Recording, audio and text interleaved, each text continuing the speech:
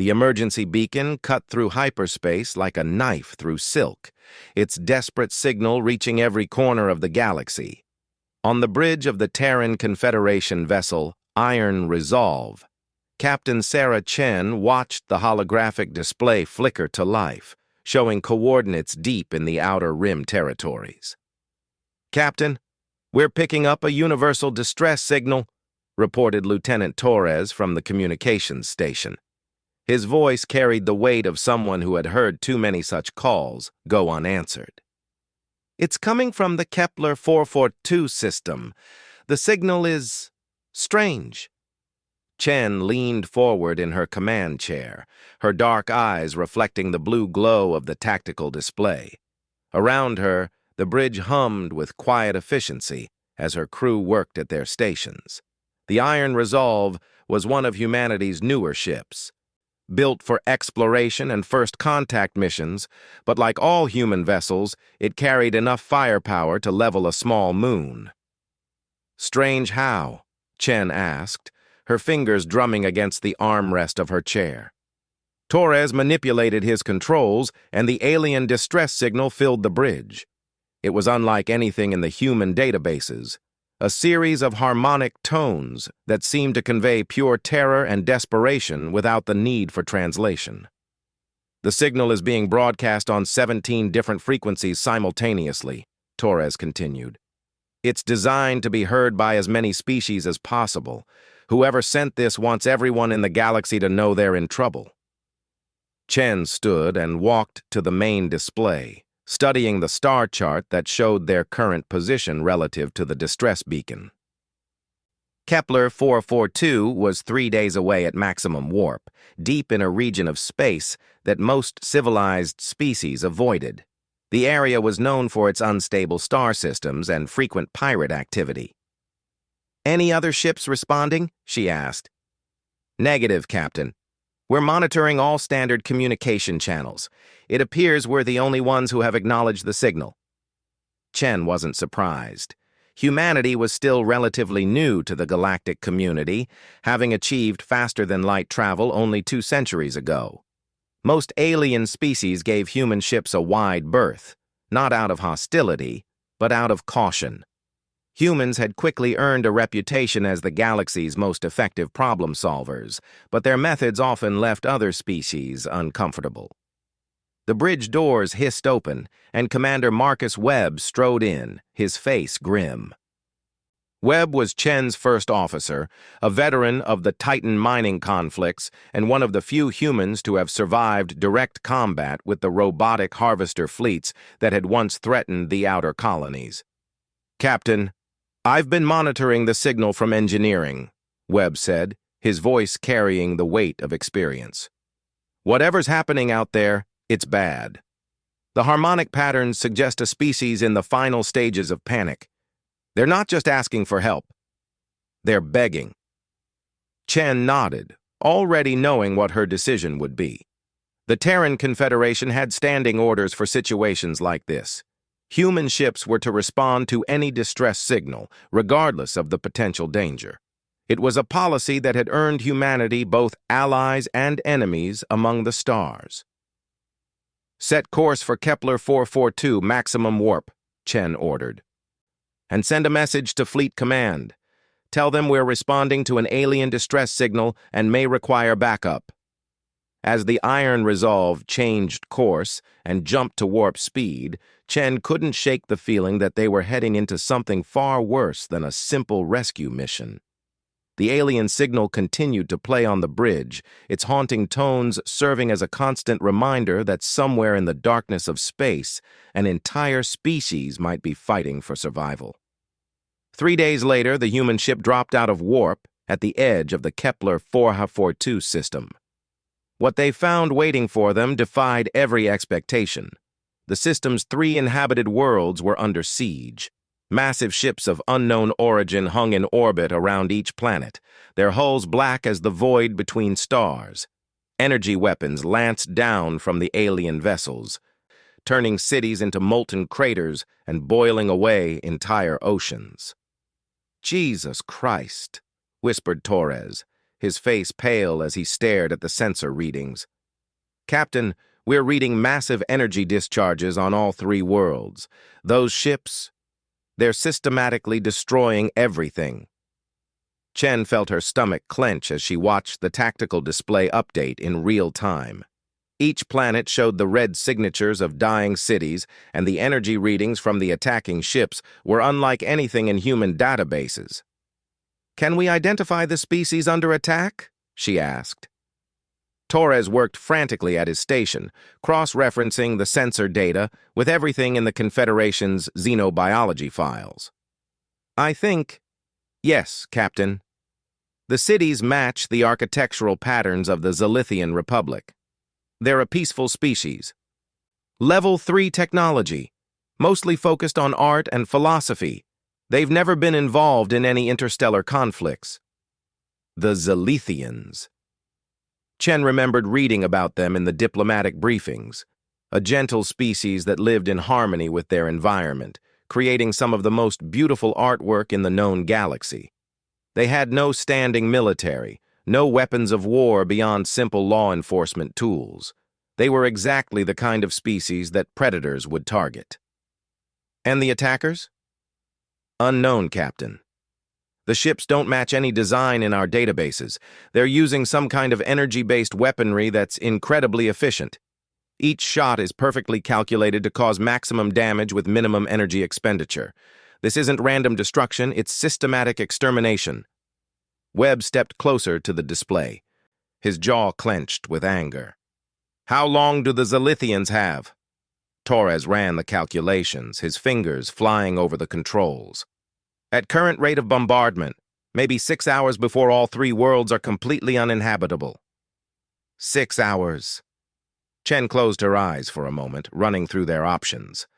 The Iron Resolve was powerful, but it was just one ship against what appeared to be an entire invasion fleet. By any rational calculation, they should retreat and call for reinforcements. But humans weren't known for rational calculations when lives were at stake. "Tactical assessment, Mr. Webb," Chen ordered. Webb pulled up the combat analysis on his personal display. "We count 14 ships in the attacking fleet. Each one is approximately twice our size, but their energy signatures suggest they're built for bombardment, not ship-to-ship combat. Our armor and shields are designed for close-quarters fighting. We have the advantage in maneuverability and defensive capabilities." 1 against 14 isn't exactly favorable odds, Chen pointed out. Webb's smile was cold and predatory. "Captain, with respect, we're human. When have we ever cared about favorable odds?" Chen looked around her bridge, meeting the eyes of each crew member. She saw determination in their faces, the same expression that had carried humanity through countless impossible situations. They were outnumbered, outgunned, and operating in hostile territory with no backup for days. It was exactly the kind of situation humans lived for.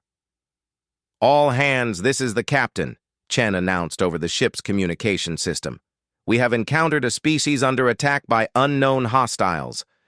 The attacking force significantly outnumbers us, and any engagement will be extremely dangerous.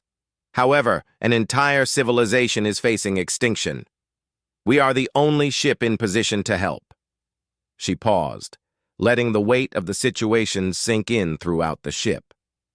"I want every department to understand. We are not retreating. We are not calling for backup and hoping someone else arrives in time. We are going to save those people, no matter what it takes. Engineering, I want every erg of power you can give me. Tactical, prepare all weapon systems for combat. Medical, prepare for casualties." The response came back from every section of the ship. Acknowledgement, determination, and the quiet confidence that had made humanity feared across the galaxy. "Mr. Torres, open a channel to the attacking fleet," Chen ordered. "Channel open, Captain." Chen straightened in her chair, her voice carrying the authority of someone who had never backed down from a fight. "Unknown vessels, this is Captain Sarah Chen of the Terran Confederation ship Iron Resolve. You are ordered to cease your attack on the Zilithian worlds immediately and withdraw from this system." Silence filled the bridge for a long moment. Then a response came back in perfect Standard Galactic, the universal language used for interspecies communication. "Human vessel, you are in the territory of the Vorth hegemony. The inferior species you seek to protect has been marked for processing. Withdraw immediately or share their fate." Chen's smile was sharp as a blade. She had dealt with species like this before. Powerful civilizations that saw other races as either useful or disposable. They always made the same mistake when dealing with humans. "This is your final warning," the alien voice continued. "The Vorth hegemony does not negotiate with lesser species. Withdraw or be destroyed."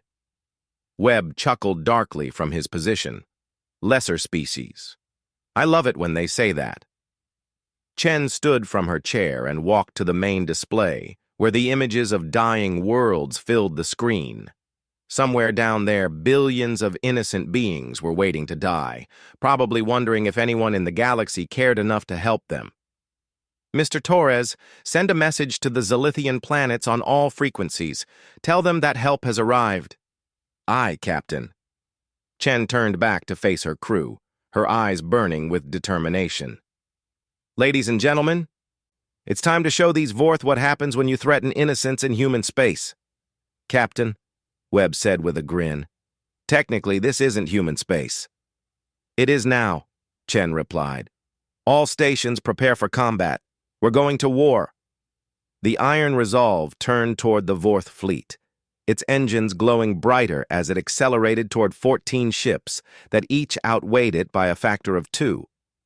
On the surface of 3 dying worlds, alien eyes looked up at the stars and saw hope approaching through the darkness. Humanity had arrived, and the galaxy was about to be reminded why Deathworlders were the most dangerous species in known space. The Vorth response came faster than expected. 3 of their massive ships broke away from the bombardment formation and moved to intercept the approaching human vessel. On the tactical display, they looked like black daggers cutting through space, their hulls absorbing light rather than reflecting it.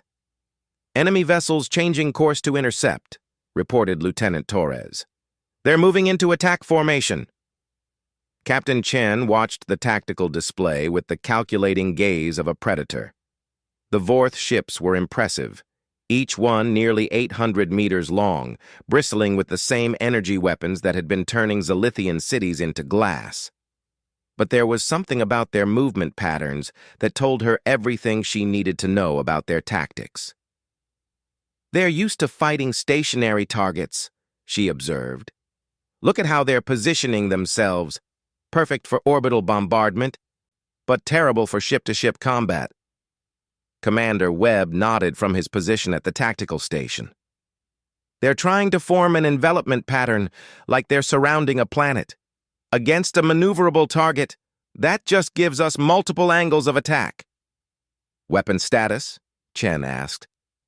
"All systems online and ready," replied Chief Warrant Officer Kim from the weapons station. "Particle beam arrays charged, missile tubes loaded, and our new experimental plasma lances are showing green across the board." The plasma lances were humanity's latest innovation in ship-to-ship warfare, weapons that could cut through almost any known armor using controlled magnetic fields to focus superheated plasma into a coherent beam. They were untested in real combat, but the theoretical projections were impressive. "Range to targets. 400,000 kilometers and closing," Torres reported. "At current speeds, we'll be in weapons range in 30 seconds. Chen settled into her command chair, her fingers dancing over the control interfaces. The bridge around her had taken on the focused quiet of a human crew preparing for battle. No wasted motion, no unnecessary chatter, just the deadly efficiency that had made humanity's military feared throughout the galaxy. "Listen up, people," she said, her voice carrying to every station. "We're about to show these Vorth why you don't pick fights with Deathworlders. Mr. Kim, I want alternating particle beam and plasma lance strikes. Don't give them time to adapt to our weapons patterns. Mr. Torres, keep scanning for shield frequencies and energy signatures. I want to know everything about their defensive capabilities. Aye, Captain, came the replies from around the bridge. The first Vorth ship opened fire at maximum range, sending a brilliant lance of blue energy across the void. The shot went wide by several kilometers. Clearly, they weren't used to targeting fast-moving opponents. Evasive maneuvers, Chen ordered. Full power to engines. The Iron Resolve twisted through space with an agility that would have been impossible for most alien ships. Human vessels were built different from the rest of the galaxy's fleets, less focused on brute force and more on speed and maneuverability. It was a design philosophy born from centuries of warfare on a world where the fastest and most adaptable survived. 2 more energy beams lanced out from the Vorth ships, both missing by significant margins. Chen smiled grimly. The enemy was learning just how difficult human ships were to hit. Weapons range in 10 seconds, Kim reported. Target the lead ship's engines, Chen ordered. I want to cripple them, not destroy them. We might need prisoners for intelligence. Engines targeted, Captain. Plasma lance is charged and ready. Fire.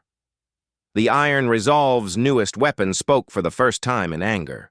A brilliant beam of contained plasma, hotter than the surface of a star, reached out across space at near light speed. The Vorth ship's rear shields flared and died, and the plasma lance punched through their hull plating like it was made of paper. Secondary explosions bloomed along the enemy vessel's engine section, and it began to drift, dead in space. Direct hit, Kim reported with satisfaction. Target is disabled. The remaining 2 Vorth ships seemed to pause, as if their crews were trying to process what had just happened. In that moment of hesitation, Chen struck again. Come about. Attack Vector 77 Mark IV. Target the second ship's weapons arrays. The human ship spun through space with impossible grace, its engines flaring as it positioned itself for another attack run. The Vorth ships tried to track it, but their targeting systems couldn't keep up with the erratic movement patterns. Particle beams full spread, Chen ordered. 4 brilliant beams of accelerated particles reached out from the Iron Resolve, each one targeted at a different section of the second Vorth ship. The enemy's shields held for a moment, then collapsed under the concentrated assault. Explosions rippled along their hull as weapons emplacements and shield generators were systematically destroyed. Second target neutralized, Kim reported. They still have life support and engines, but no weapons. The third Vorth ship finally managed to get a targeting lock on the human vessel and fired. The energy beam caught the Iron Resolve along its port side, and the ship shuddered under the impact. Shield strength at 87%, Torres reported. Minor damage to hull plating on decks 4 through 6. Chen nodded. The Vorth weapons were powerful, but human shields were designed to absorb and distribute energy rather than simply deflect it. It would take several direct hits to seriously damage her ship. Return fire, full power. Let's end this. The Iron Resolve unleashed everything it had. Particle beams, plasma lances, and a full spread of quantum torpedoes reached out toward the remaining Vorth ship. The enemy vessel's shields flared brilliant white, held for a moment, then shattered like glass. The human weapons tore into the alien hull, and within seconds, the ship was drifting helplessly. 3 enemy ships disabled, Kim reported. No casualties on our side. But Chen wasn't finished. The real battle was just beginning. Mr. Torres, open a channel to all Vorth ships in the system, she ordered. Channel open, Captain. Chen stood, her voice carrying the cold authority of someone who had just demonstrated exactly why humanity was feared across the galaxy. Vorth Fleet, this is Captain Chen. You have 60 seconds to cease your attack on the Zilithian worlds and withdraw from this system. If you do not comply, I will systematically destroy every ship in your fleet. The response came back immediately, filled with rage and disbelief. Impossible! No single ship can defeat the Vorth hegemony. You must have reinforcements. Look at your sensors, Chen replied calmly. Do you see any other human ships? I am alone, and I just disabled 3 of your vessels in under 5 minutes. Imagine what I could do to the rest of your fleet. There was silence on the channel for a long moment. Then a different voice came through. Older, more controlled, with the weight of command behind it.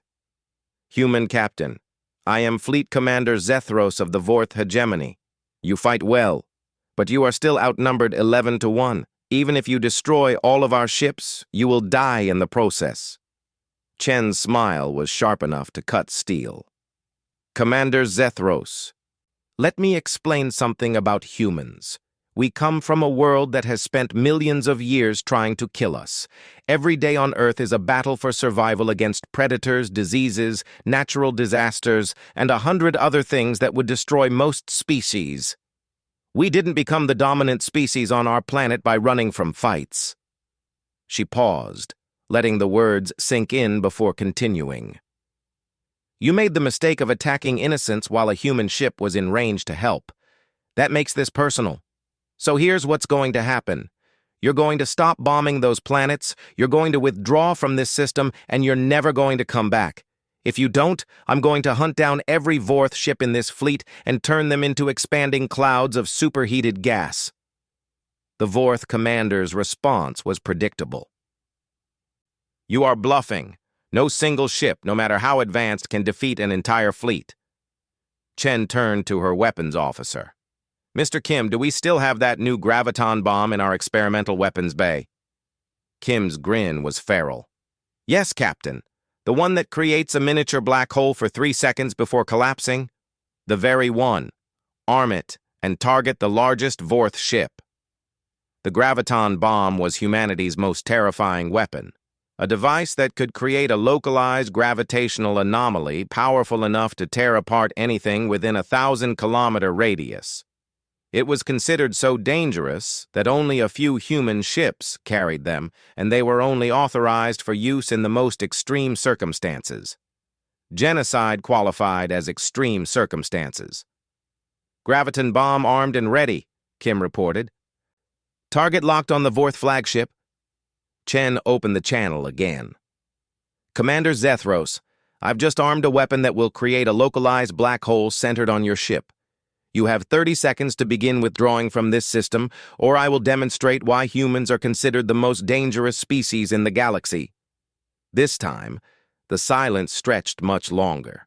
Chen could imagine the Vorth command crew frantically scanning her ship, trying to determine if she was bluffing. Their sensors would show the energy buildup from the graviton bomb, the exotic matter containment fields, and the gravitational distortions that preceded its firing. Finally, Commander Zethros spoke, his voice tight with barely controlled fear. Human Captain, the Vorth hegemony does not negotiate with lesser species. Then you've just signed your death warrant, Chen replied calmly. Mr. Kim, fire! The graviton bomb launched from the iron resolve like a dark star, its containment field glowing with barely restrained energy. As it approached the Vorth flagship, space itself began to distort around it, light bending and twisting as gravitational forces that shouldn't exist in nature reached out toward the enemy ship. At the last possible second, Commander Zethros broke. Wait! We withdraw! We withdraw from the system! Abort firing sequence, Chen ordered, and Kim's fingers flew over his controls, sending the destruct signal to the graviton bomb. The weapon exploded harmlessly in space, far from any ships. But the brief gravitational distortion it created was visible to every sensor in the system. The effect on the Vorth fleet was immediate. Ships that had been systematically destroying 3 worlds suddenly broke off their attacks and began moving toward the system's edge. Their formation was scattered and panicked, like prey animals fleeing from a predator. All Vorth ships are withdrawing from the system, Torres reported. They're moving at maximum speed toward the hyperspace jump point. Chen watched the tactical display as 14 massive ships fled from her single vessel. It should have been impossible, but humans had made a career of doing the impossible. Mr. Torres, Open a channel to the Zilithian worlds, she ordered. Channel open, Captain. Zilithian people, this is Captain Sarah Chen of the Terran Confederation. The threat to your worlds has been neutralized. The attacking fleet is withdrawing, and they will not return. Medical and engineering teams are standing by to assist with rescue and recovery operations. The response came back immediately, transmitted on multiple frequencies and in several different languages. The Zilithian voices were filled with wonder and gratitude, their harmonic tones creating a music of joy that filled the bridge. Thank you, humans. Thank you for answering our call. Chen settled back into her command chair, watching as the last Vorth ship disappeared into hyperspace. 3 worlds had been saved, and an entire species had been preserved. It was exactly the kind of mission that made the dangers of deep space exploration worthwhile. Set course for the first planet, she ordered. Let's go see what we can do to help these people rebuild.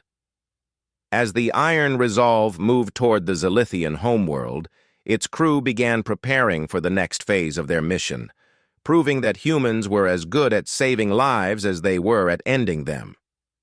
The first Zilithian world hung before them like a wounded jewel, its surface scarred by the orbital bombardment, but still alive. As the Iron Resolve entered orbit, Captain Chen could see the damage through the main view screen.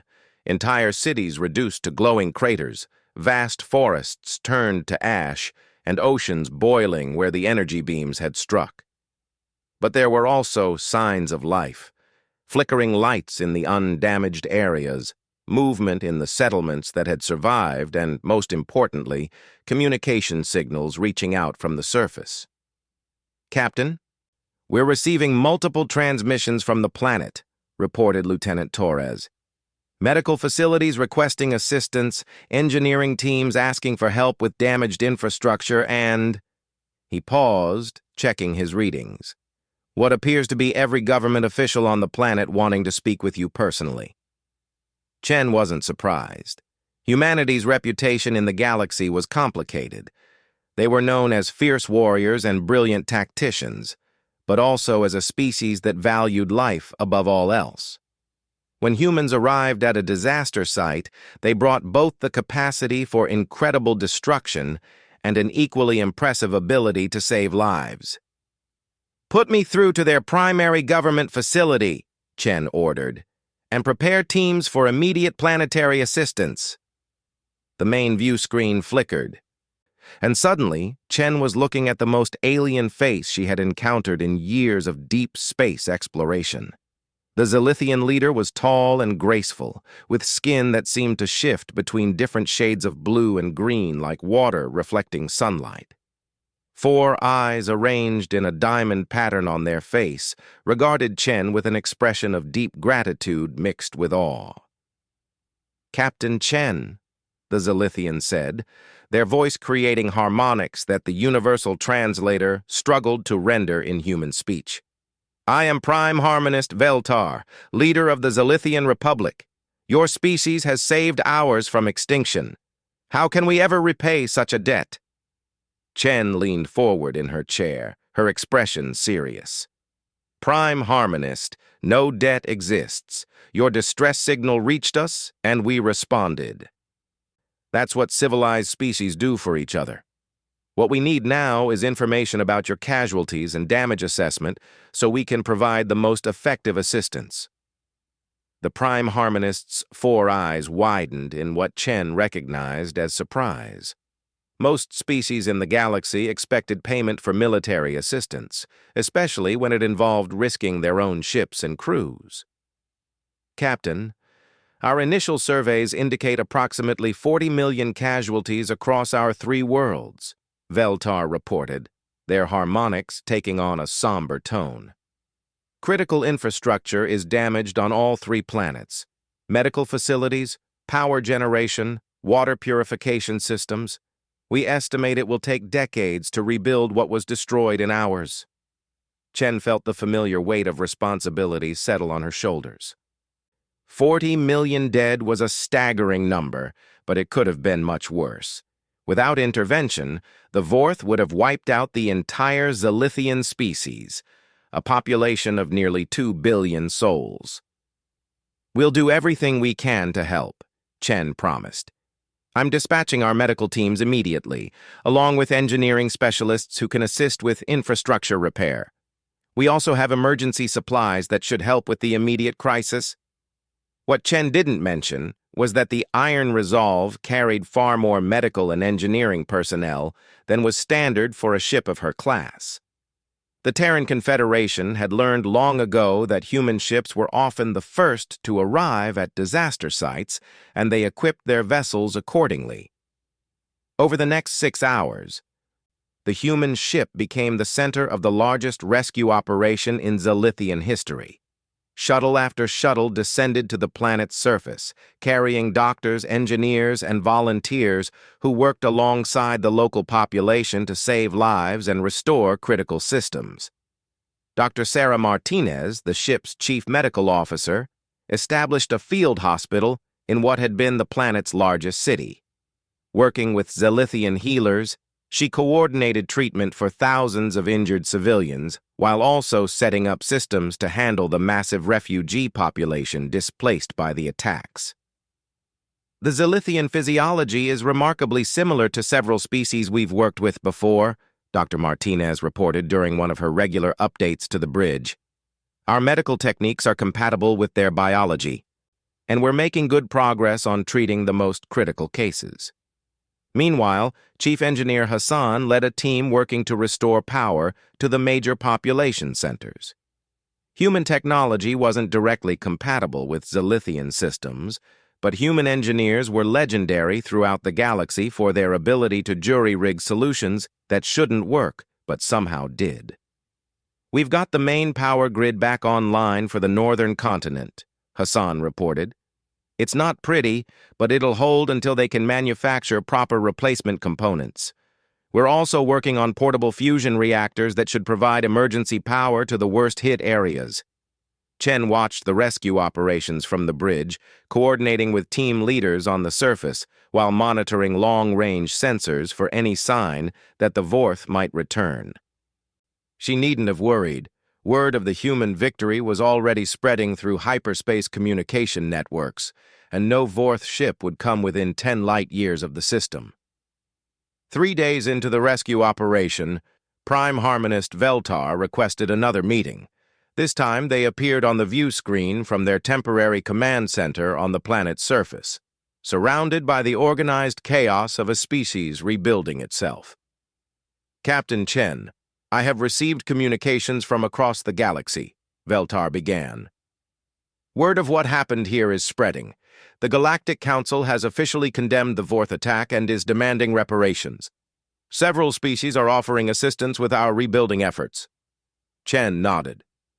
The Galactic Council was a loose confederation of spacefaring civilizations that tried to maintain peace and stability in their region of the galaxy. They were notoriously slow to act, but when an entire species faced extinction, even they could be moved to decisive action. "That's excellent news, Prime Harmonist. The more help you can get, the faster your people will recover. But there is more, Captain. The Council has also passed an emergency resolution regarding human military intervention in interstellar conflicts. They are concerned about the implications of a single human ship defeating an entire Vorth battle fleet." Chen felt a familiar tension in her shoulders. This was always the problem with human military success. Other species found it both reassuring and terrifying. "What kind of concerns?" she asked carefully. "They question whether humans can be trusted with such overwhelming military superiority. Some council members are suggesting that human expansion should be monitored more closely, that your species represents a potential threat to galactic stability." Chen closed her eyes for a moment, gathering her thoughts. This was exactly the kind of political complication she had been hoping to avoid. "Prime Harmonist, what is your opinion? Do you consider humans a threat?" Veltar's 4 eyes focused directly on Chen, and when they spoke, their harmonic tones carried absolute conviction. "Captain, Your species traveled across the galaxy to save people they had never met, fighting against impossible odds with no expectation of reward.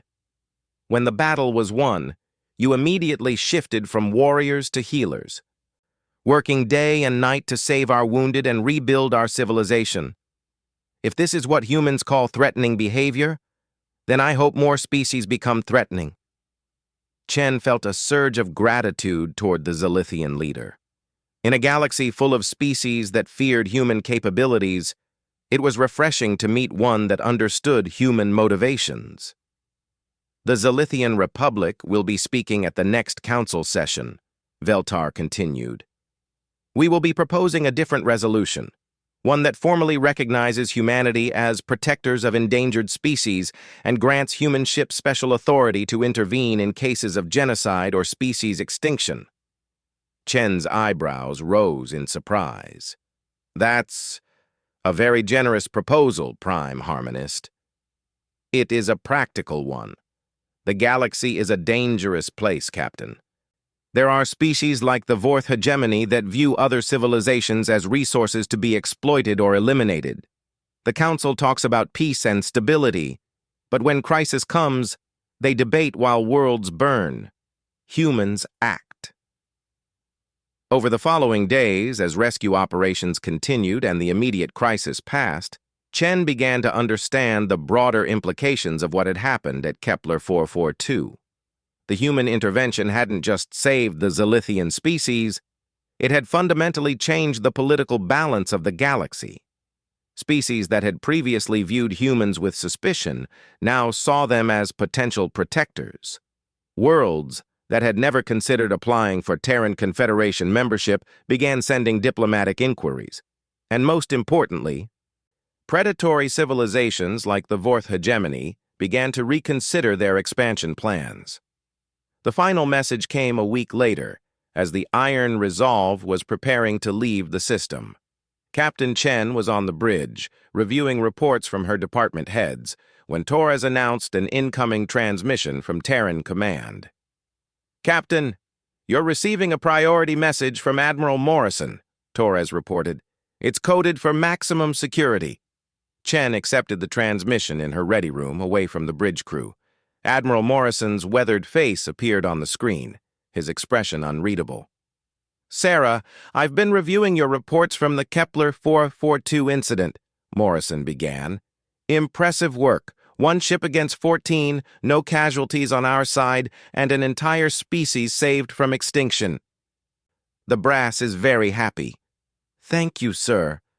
But I suspect this isn't just a congratulations call. Morrison's smile was grim. You're right. Intelligence reports suggest that your little demonstration has caused quite a stir throughout the galaxy. 3 more species have requested Confederation protection. The Galactic Council is in emergency session, and the Vorth hegemony has reportedly recalled all of their expansion fleets. Chen felt a mix of pride and apprehension. Are we looking at a larger conflict, sir? Not in the traditional sense. But things are changing out there, Sarah. Humanity just announced to the galaxy that we won't tolerate genocide, and we have the capability to enforce that policy. Other species are going to have to decide how they feel about that. And how does Command feel about it? Morrison's expression became deadly serious. Command feels that the galaxy just became a much safer place for innocent species and a much more dangerous place for predators. We're authorizing the deployment of additional ships to patrol the Outer Rim territories. If there are more species like the Zilithians in danger, we're going to find them before the next Vorth hegemony does. As the transmission ended, Chen returned to the bridge to find her crew making final preparations for departure. The Zilithian recovery efforts were now being handled by ships from multiple species, and the immediate crisis had passed. Captain, Torres reported, we're receiving final clearance from Zilithian traffic control. They're also asking if they can name their new orbital defense platform after our ship. Chen smiled. Tell them it would be our honor. As the Iron Resolve moved away from the Kepler 442 system, Chen looked back at the 3 worlds they had saved. The planets were still scarred, their cities still rebuilding, but they were alive. 2 billion Zalithians would wake up tomorrow because a human ship had answered their distress call. Behind them, the Iron Resolve left something that would change the galaxy forever. The knowledge that somewhere among the stars, Deathworlders were listening for cries for help, and they would always answer the call. In the depths of space, other distress signals were already reaching out into the void, transmitted by species in danger who now knew that someone was listening. And in the Terran Confederation fleet yards, new ships were being launched with a single mission, to make sure that no species would ever again face extinction alone. The galaxy had learned an important lesson at Kepler 442. When Deathworlders decided to protect something, nothing in the universe was strong enough to stop them.